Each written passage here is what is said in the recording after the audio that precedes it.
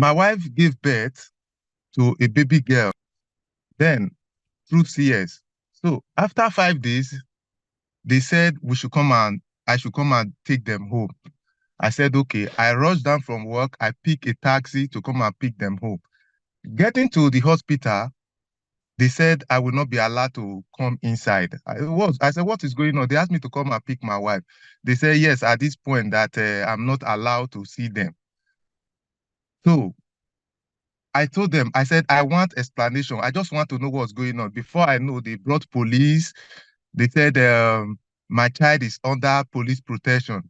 That my wife told them that she was circumcised.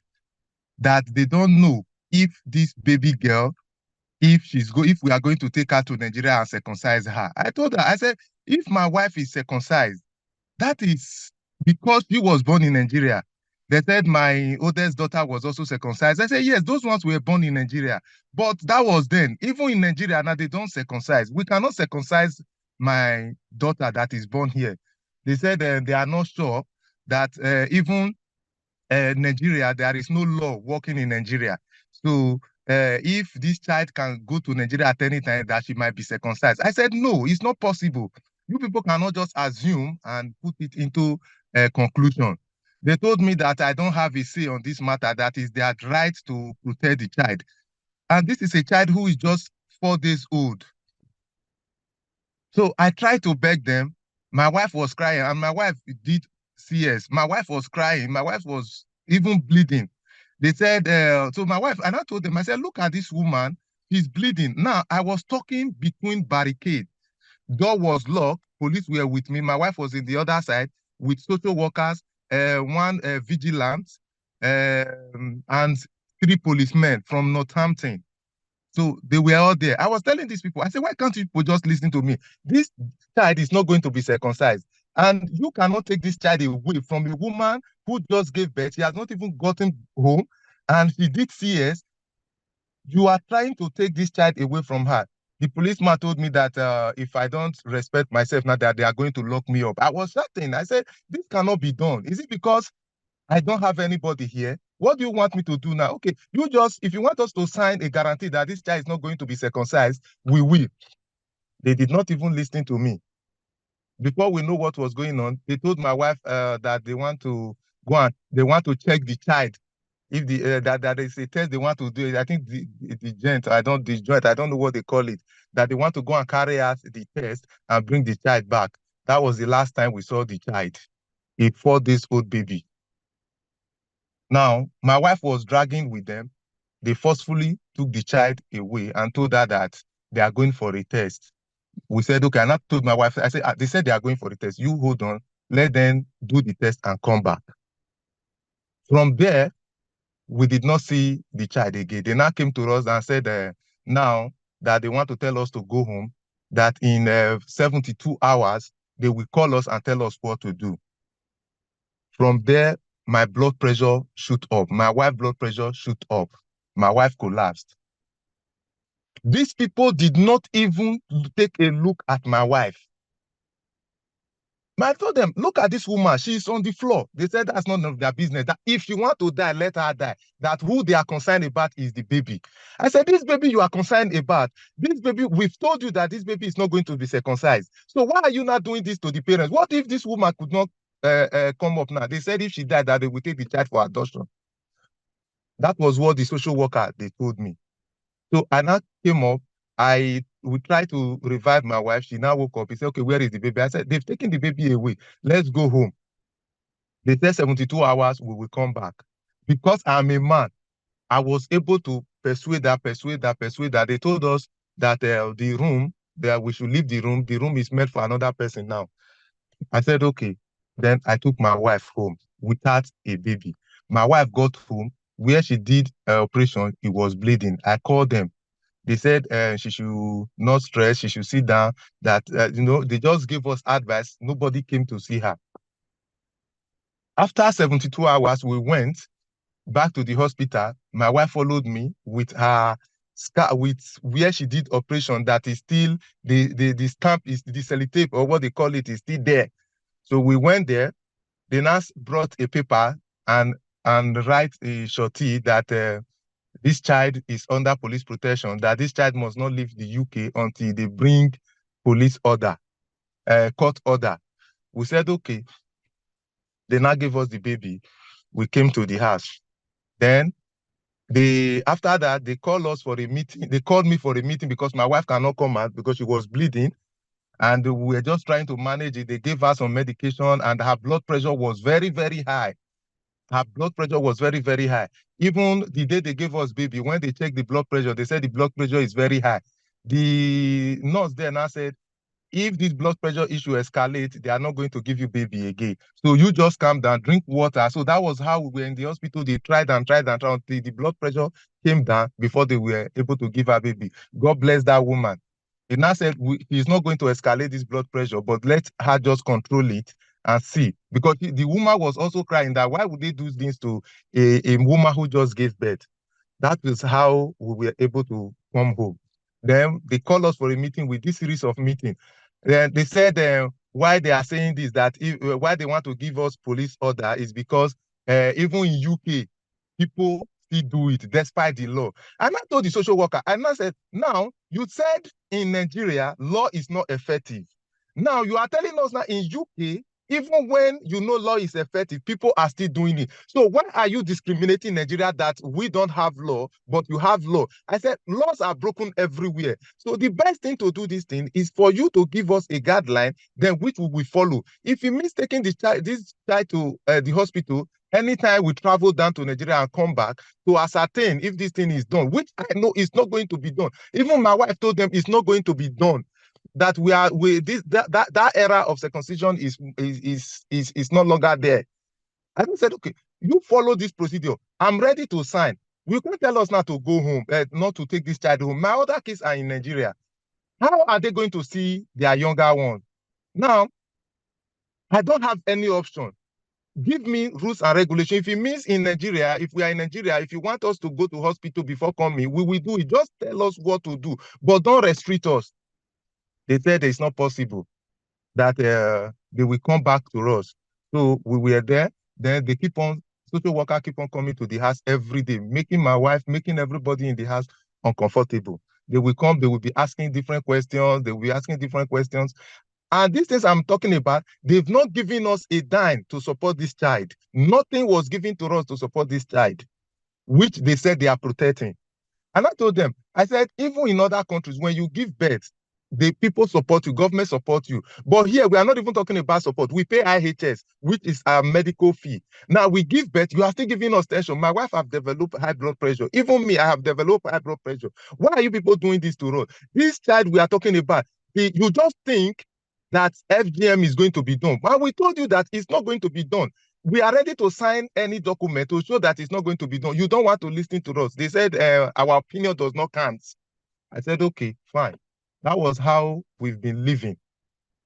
Social worker will come in the morning. They will go in the evening. We will be there. They will come and check the baby, everything. We were there in the house. I have nobody to run to. I have nobody to call. I don't even have the money. And I told them, I said, okay, when they asked us to come to court, I said, okay, I need a lawyer to represent me. They said, I don't have rights for public fund because I'm on a student visa. I said, okay, fine, I'm on a student visa. So who do you want to represent me? They said, if I want to take a lawyer, they know I cannot be able to afford it. So whenever the court is ready, I should be there. I said, okay. Then the day of the court, they've already planned their lawyer, they've already planned the judge, they've already planned everything. Now, when the court started, the judge now asked me to speak. I said, look, I gave birth to this child here. My other kids are in Nigeria. This child, we are talking about FGM, which I'm against. We are not going to do FGM. Now, all I want is, if you people think we are going to do is give me something to shorty so that anytime this child is, we travel, we come back, you want to check this child, you can check this child. I'm ready for any of those documents. Now, the judge now said, yes, what then the Northampton council lawyer for, I don't know what they call the organization. The man has stood up, he was quoting law and quoting law. Me, I don't know anything about law. The guy quoted and quoted and quoted. and said why they are saying this is because this child is not safe when this child go to Nigeria. Nigeria is not a safe place for this child to go to. I said, and I told them, I said, this child we are talking about is not a British citizen. You people did not give her any British thing. It is the visa I am under is what this child is still under. Automatically, you people have told us that our visa, when our visa expires, everybody's visas expire. Now, you said you are putting the child under protection.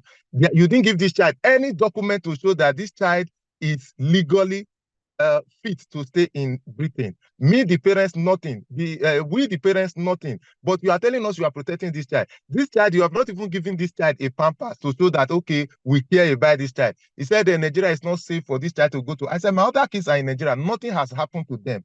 Now, if you are talking about FGM, FGM is also advocate against in Nigeria. People don't do it, especially for a female child. They don't circumcise female child again in Nigeria. Now, you said Nigerian law is not working. And you also told me that even in UK, where you think law is working, people are still violating it. So what makes you think that even when law is still working in Nigeria, people will not violate it? So why are we discriminating Nigeria like this? They just told me my opinion does not count. And these people, no matter the idea you suggest, no matter what you suggest, what they want to do is what they are after. I said, okay. Then after everything, the judge now said, because this child now, I quote, the judge now said, because this child is a dual citizen, it's a Nigerian and also a British, you cannot tell this child not to travel, but we have to put measure in place. Then when the judge said that, my mind was calm, and I said, okay, this judge is actually listening to me. I never knew it was just a calculated roundabout. Then he now quoted and quoted and quoted and quoted and quoted. After everything, he said, right now, this honorable court is going to put this order that this child is not going to leave the United Kingdom for 5 years. And after 5 years, we will review to see if this child is safe to leave the United Kingdom. If I have anything to say. And I said, that 5 years is what I'm still against. You cannot tell this child, my parents are there, they want to see their grandchild. Telling this child not to go home for 5 years is a big issue. Can you please put other measure if this child traveled to Nigeria, how this child can come back? Because the younger ones, they are there in Nigeria. Their visa has expired. They cannot come back for now. So me, I'm thinking of how to raise money before these children will come. So if it happens that when we want to go and bring the children, we can go home with this child, we see the family and we come back, there is no problem. The judge said he has made his statement and that is final. And I said, okay. My wife was crying. I said, don't worry, because right now we are handicapped. And they told us that we cannot get a lawyer, that we are not capable, we are not fit enough to pay for a lawyer, and they themselves cannot give us a lawyer. So they've already calculated everything. That after 5 years, they will review it and tell us what to do. I said, okay. Then, after 1 week, the social worker called us for a meeting. When they called us for a meeting, my wife was not able to go. Then I went. The social worker said, the judge, what's it called? The protection has been moved to indefinite. That this child, the 5 years is not going to work. That they've moved this, the 5 years, they've lifted it to indefinite until when the child gets to 18, before they can think if the child can be able to travel out of the United Kingdom. When I came back home, I said, but this is what the judge said. They said they reviewed it again, that they are going to amend the judgment. So when I come back home, I told my wife, I said, look at what they've said again. My wife was crying and crying and crying. We could not tell anybody in Nigeria, this is what we are going through. We reach out to our friends. Everybody is saying, this is what they are doing. This is what they are doing. I said, okay. Then, last 3 weeks, I came back from work. My heart failed again. They have to call ambulance to take me to the hospital. So I went to the hospital. I was transferred from one hospital to another because of the heart issue. Then from there, the following day, I was calling my wife. My wife was not picking my call. I was sending her a message because social worker used to come and stay with her every day. I was sending her a message. He was not responding. And I called the social worker. I said, look, please, my wife is not picking my calls and I'm in the hospital. I want to tell her that they've removed me from the first hospital to another one. where the last time I was there, I think it was last month, she came. They couldn't allow her to come and see me because she was carrying a baby. I said, I just want her to know that they've moved me from Northampton to another hospital. So she now said, okay. She came to the house. My wife was not in the house. I called my wife. My wife was not talking to me. Nobody was talking to me. The social worker now called and called. She wasn't talking. It was after the following day, my wife now wrote to the social worker that she has left the UK. I said, okay. The social worker called me. I said, my wife has left the UK. I said, how can she leave? How was she able to leave? I don't know. She didn't put me into this picture. Then, after 2 days, my wife talked to me. My wife said that he was expecting me to cry out, but I couldn't cry out. That he has been doing her own calculation on how to live. That she cannot, because of one child, abandon the other 3 children in Nigeria in 18 years. How can she cope? Who is going to take care of the rest children? And who is going to take care of this one? Because even her health is not good again, because her BP was always high because of what is going on. They put her in the house. They will come and be staying with her every day. She cannot do anything. And she asked, how is she going to do this for 18 years? Then they started tracing my wife. My wife, first of all, my wife said she's in Ireland. He was not even talking to me. It was them and the police and everybody that was talking. Then the day I was discharged from the hospital, the police came to the hospital and said I should follow them to my house. No, they said they want to take me to my house. I said, okay. Then on our way coming, they said the reason they came to pick me is because they want to search my house. I said, what happened? But you told me because they were consoling me because I don't know what happened. I was in the hospital and I know that I'm coming back home. Nobody is going to take care of me. That was how the police came. They ransacked the whole house and everything. Then they collected the baby's birth certificate because my wife did not live with baby's birth certificate and everything. And her old passport, they collected it and left. I said, okay, what am I going to do? They started tracing and tracking and tracking and tracking. They now track her to airport. They said they discovered that she went to Gatwick Airport. From Gatwick Airport, they now called me and said they've traced her to Nigeria, that my wife is in Nigeria. When they told me my wife is in Nigeria, I was happy. And I said, if my wife can be able to get to Nigeria, I will be happy. And I told them, I said, are you sure my wife is in Nigeria? They say, yes, my wife is in Nigeria. And my wife does not talk to me because she said, I am too soft. I'm following everything they are saying. I'm not thinking of the action we have to take. I didn't cry out to people. I didn't cry out to Nigeria community in the UK. I'm not crying out and the rest of them. I said, I'm crying out, but I'm not seeing help from anywhere. I'm not seeing help from it. I don't even know who to cry to. I don't even have the money to pay her rent. Is difficult. She just gave birth. Me, I'm sick from hospital to hospital because of this same child issue. And because of this child issue, that is where I develop heart attack.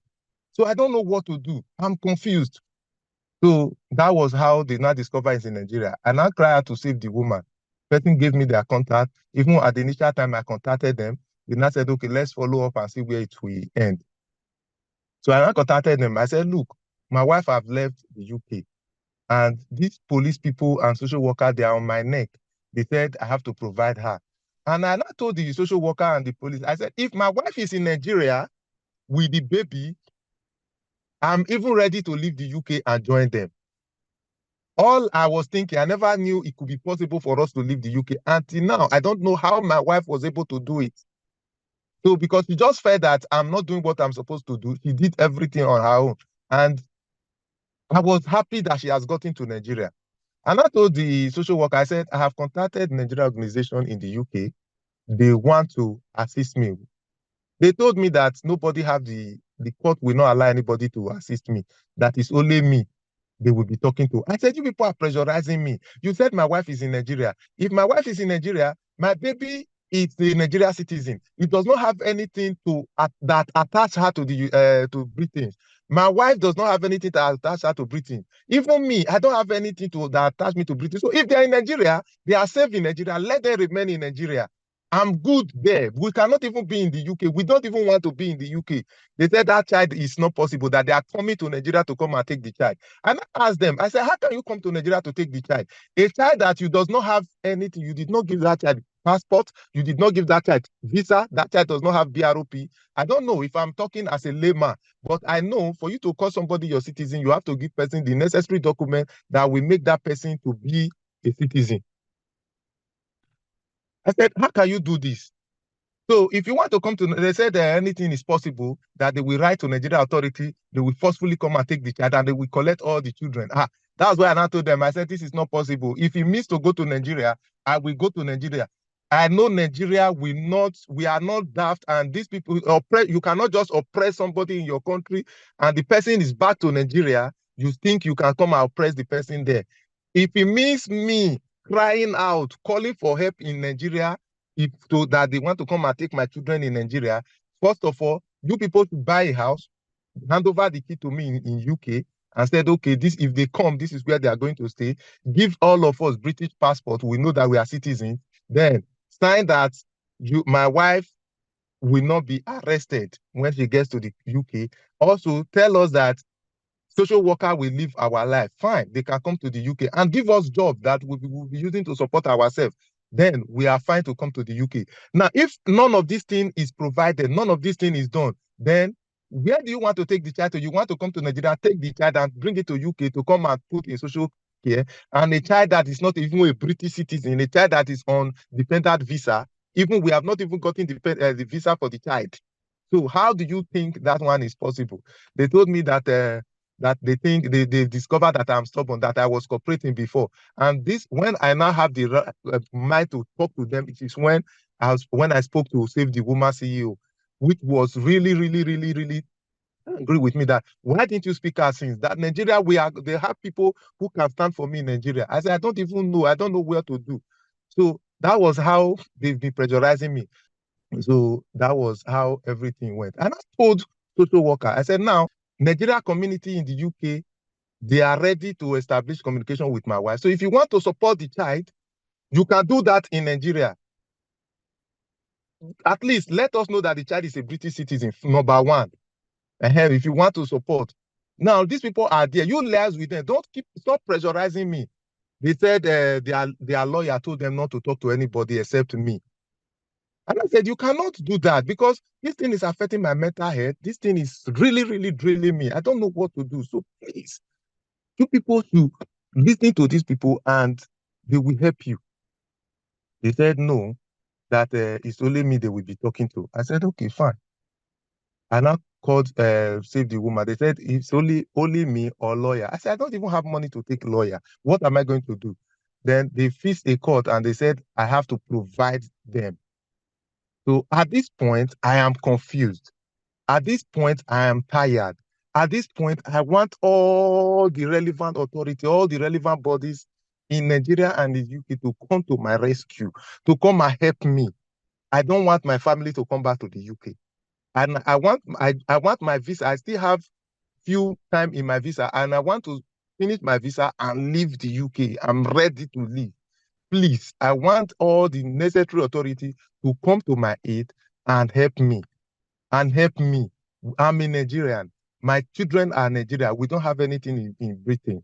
And I'm not even ready to come back to England. I don't want to be here.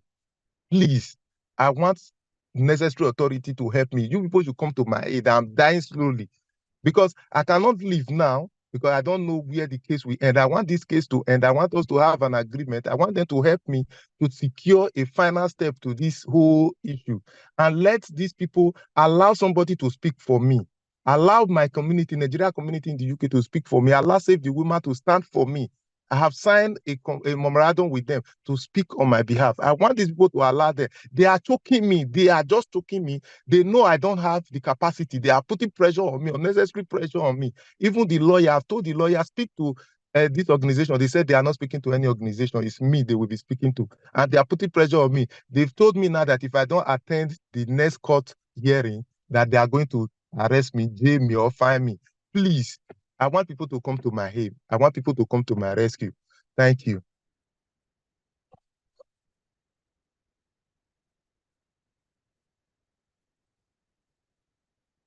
Hello.